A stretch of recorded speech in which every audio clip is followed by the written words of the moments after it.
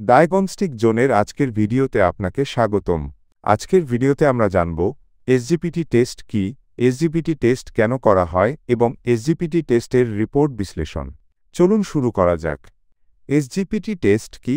SGPT পরীক্ষা, যা ALT পরীক্ষা নামেও পরিচিত, রক্তে অ্যালানাইন অ্যামিনো ট্রান্সফেরেজ এএলটি এনজাইমের মাত্রা পরিমাপ করে।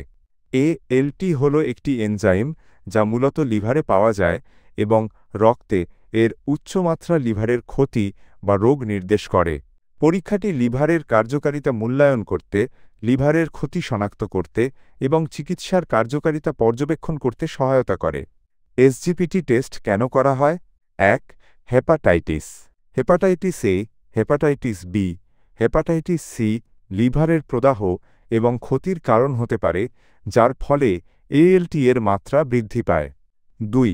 Liver cirrhosis.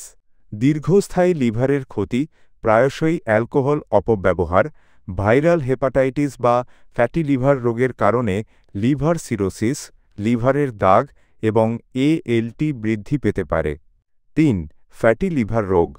Non alcoholic fatty liver রোগ NAFLD এবং অ্যালকোহলিক ফ্যাটি লিভার রোগ AFLD লিভারে চর্বি জমতে সহায়তা করে, যা প্রদাহ সৃষ্টি করে এবং সম্ভাব্যভাবে এএলটি বৃদ্ধি পেতে পারে। ৪. ওষুধ। স্ট্যাটিন, নির্দিষ্ট অ্যান্টিবায়োটিক এবং ব্যথানাশক সহ কিছু ওষুধ লিভারের উপর বিরূপ প্রভাব ফেলতে পারে এবং এএলটির মাত্রা বৃদ্ধি করতে পারে। ৫. অ্যালকোহল সেবন।